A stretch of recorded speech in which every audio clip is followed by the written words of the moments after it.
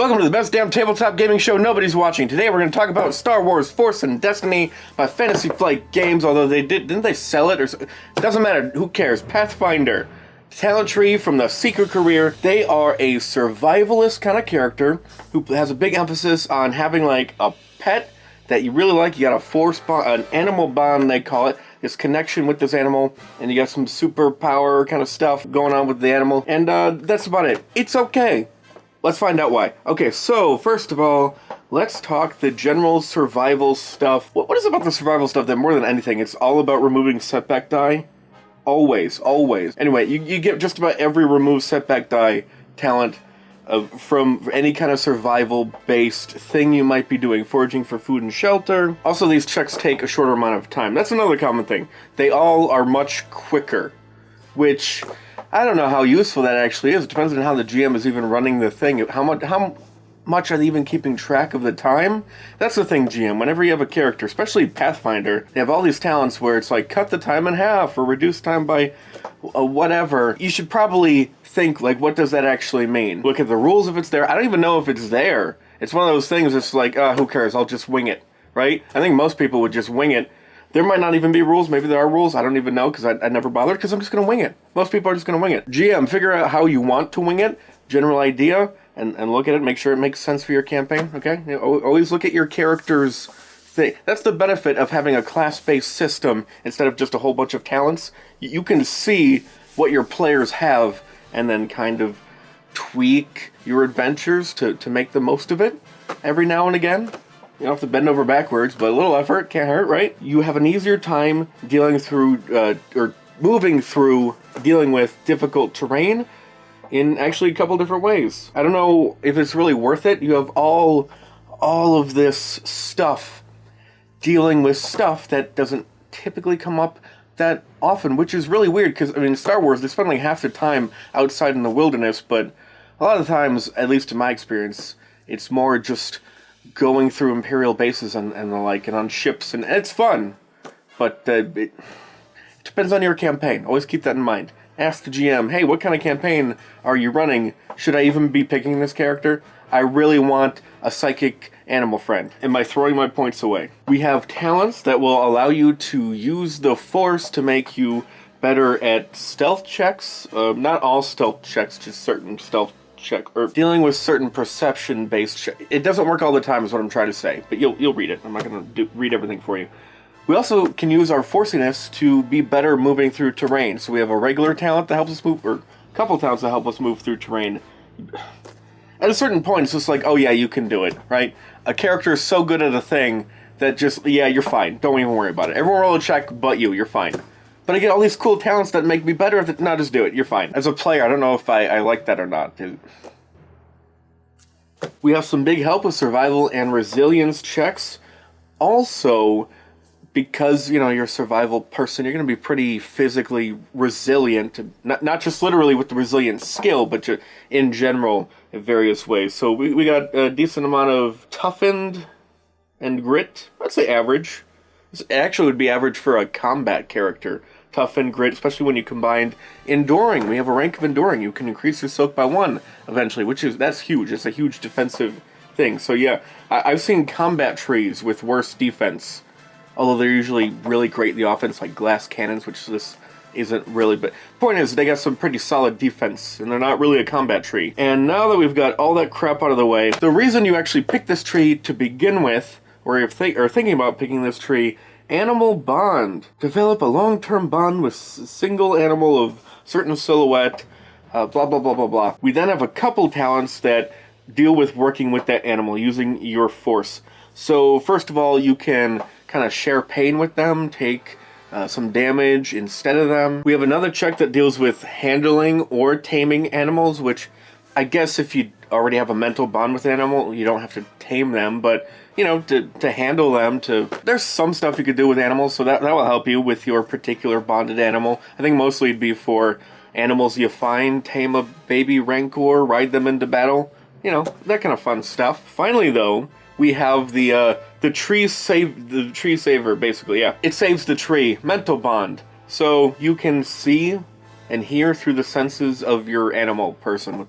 certain cost limitations, blah, blah, blah. You can do something cool with your animal buddy. Have a flying one or a small sneaky one as your animal bonded thing. Have them sneak around, spy. And that's basically it. I say that one is the tree saver because it basically turns this into I would say a usable beast rider from the Ace source book. Where, yeah, that one.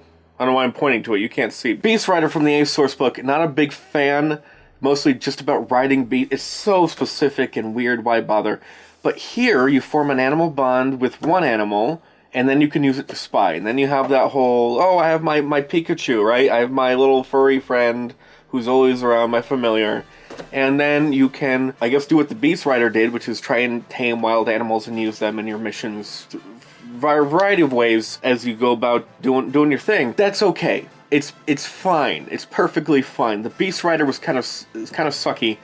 But with this ability to see through the senses, and also just pretty good help with the taming, right? I think Beast Rider had good help with taming as well, but it's just a usable Beast Rider. I would never play a Beast Rider, but if you want a furry friend, there's some use here. Spy. Hopefully there's enough beasts sprinkled around to where you can tame and use them. I really wish they had taken this and the Hermit and sort of paired them together.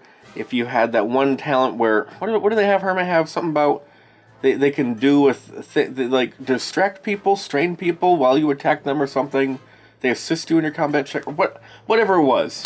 If there was that in this tree as well, or vice versa, or something, some sort of combination, that would work pretty well. And obviously, supplement one with the other. If you really want to make this a big part of your character, I have my furry magical bond pet friend thing going on. You're going to want to take both this one and Hermit from the Seeker sourcebook to mesh really well. Especially because you can adjust the size of your pet based off of the force rating, and you want more force rating. I think the other one even had, like, didn't it have 2 force ratings? This one only has 1, but you could have, so a total rating of 4, right? I don't feel like finding the book to find out. You get a lot of force rating, you have a really big animal, which is nice. Ride it around, have it attack for you. Maybe get a flying one? Fly, spy, ride, attack. You can attack with survival checks, basically. So you can use your survival check to attack someone while riding a beast, if you get the beast big enough. Eventually, this could be usable to where it'd be kind of satisfying. If I were really into the idea of having a furry friend to run around with in Star Wars, yeah, this one and Hermit, it's possible. Beast Rider just didn't even seem viable. There are so many better ways of having the furry friend kind of character. But this one, finally, it seems okay. So building your Seeker Pathfinder, if you decide to play one, what stats are most important? Let's see. Well, cunning should be up there. I mean, your guys are already going to be tamed, right? You're going to be animal bonded. You don't need to tame them, but you will be doing checks with them to some extent, at least. There are maneuvers they can do, especially if you ride them. There's more options there. Couldn't hurt to have a pretty decent cunning. I would go for at least a 3 in cunning. What else is important? Agility, because, you know, you want stuff to do, right? You're not just survival guy and tame beast guy. How often is that stuff going to come up? It'd be nice to also just shoot people. Good standby way to be good at something. And you can pick, actually, that's kind of nice. Range light, range heavy. You get them both as career skills. Do both. I guess if you're riding your beast, it might be easier to just have a hand free, so use your pistol. Actually, I like light range better, because then you have a hand free to, with a stim pack or whatever, to heal your beast, or just have the medicine toolkit out. Seeker Sourcebook and I think the Ace Sourcebook have some beast-specific gear you should check out. I mean, get the Seeker Sourcebook because it supplements this really well, but if you have that one on top of it, you have even more stuff to work with. So, cunning, agility, intellect for xenology, that's going to be helpful. Knowledge of aliens, alien animals, and that sort of thing. Medicine, do a medicine check to heal your beast. 3, one of them could be a 4. If one of them is going to be a 4, I guess it just depends on what your campaign is going to be like and what is the group looking at you to do. I mean, if you have a lot of firepower already, a 3 in agility is perfectly fine. If you don't have any survival people or any kind of deception people, then that's more reason to get a 4 in cunning. Do you have a lot of techies? Maybe that 4 in intellect isn't your high priority. Maybe you see yourself as sort of a scholarly, academic kind of person who wants to catalog a bunch of different species, and you have a force bond with this particular one. So 4 in intellect would be good for, you know, the healing and the academic fitting your character, and good for the group in general because you don't have a lot of high intellect, assuming you don't. So that's what I would shoot for. Do a 4-3-3 if you can pull it off. Not every species can. If you can't, though, it's not that big of a deal. I don't know if any of them really need to be a 4. Although if I had to pick one, I'd probably go with agility. You can never have too much firepower in a game called Star Wars, so yeah, go with that. Anyway, that's it for today. If you like this video and want to see more, you can go to my Teespring store and get one of these Steel Cannon t-shirt before they sell out. I'm just kidding, they don't sell out at all. You can buy them at any time. Actually, until April 30th, we're doing a special coupon code quarantine. Yeah, I just thought it'd just be a nice thing to do, just to, 25% off, coupon code quarantine. You can buy this shirt, other shirts. There's a mug, a couple mugs, whatever you want. Limited time quarantine sale till April 30th. All right, see, bye. I'm really bad at ending these. I have no idea what to do with myself or my hands, my voice, all of it.